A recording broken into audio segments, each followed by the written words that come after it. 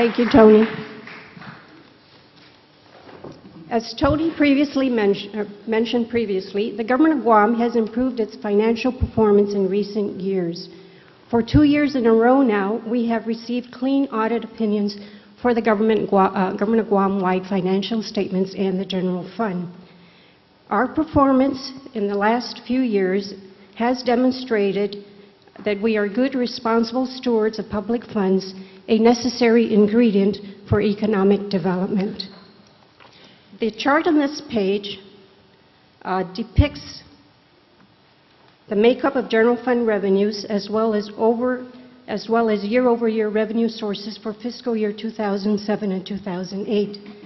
Summarizing, revenues declined slightly in fiscal year 2008 by only $1.5 million.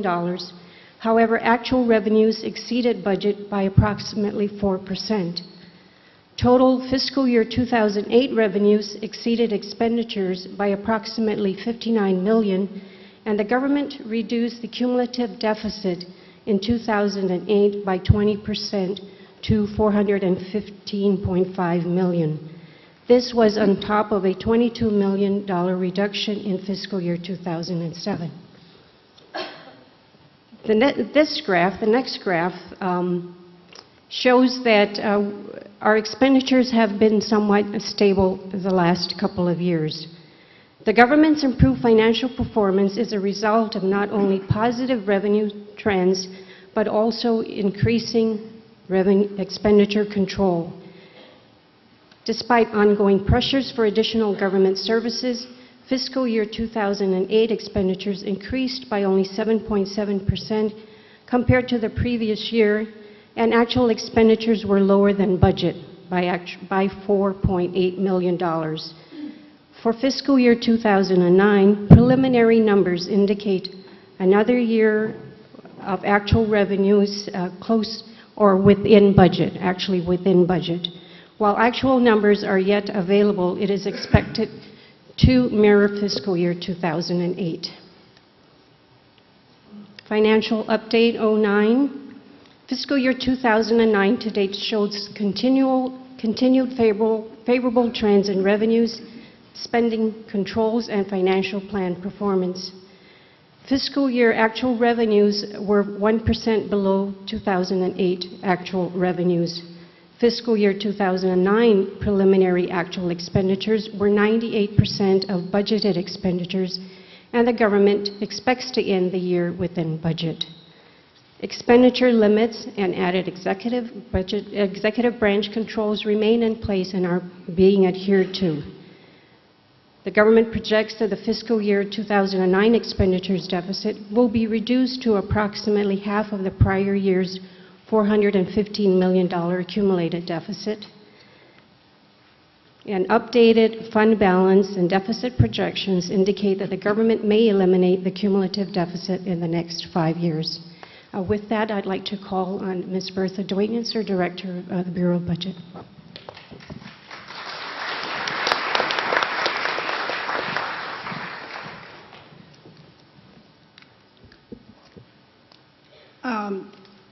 We'll begin by discussing if we could have the chart on depicting the 10-year trend of general fund revenues.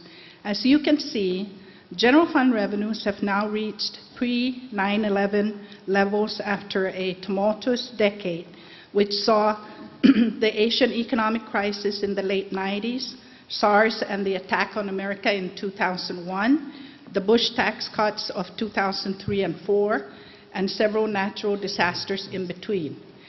Between the late 90s, at the peak of the Asian economic downturn, and 2002, which was post 9/11, as much as $200 million was lost from the revenue stream supporting critical government services.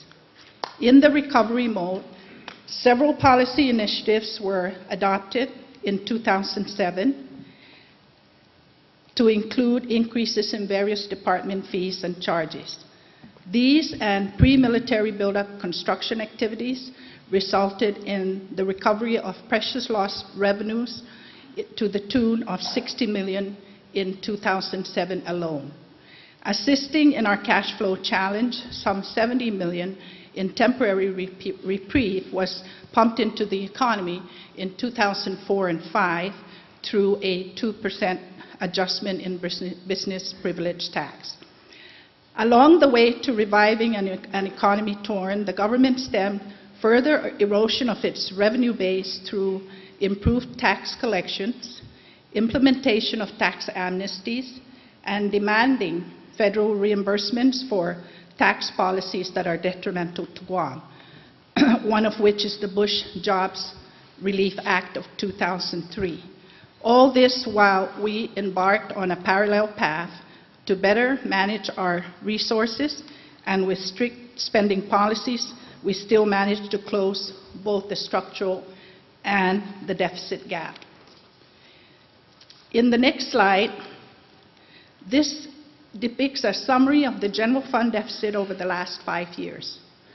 Two large components of the cumulative deficit, which is the ones in orange and green, are settlements that the government entered into since 2004 related to the Earned Income Tax Credit and cost of living allowance for retirees. These settlements represent over 50% of the current general fund deficit. The 2009 general obligation deficit bond floated this past summer will pay down a substantial portion of these liabilities. But not taking these liabilities into account, the government has done its best to prevent the cumulative deficit from growing further.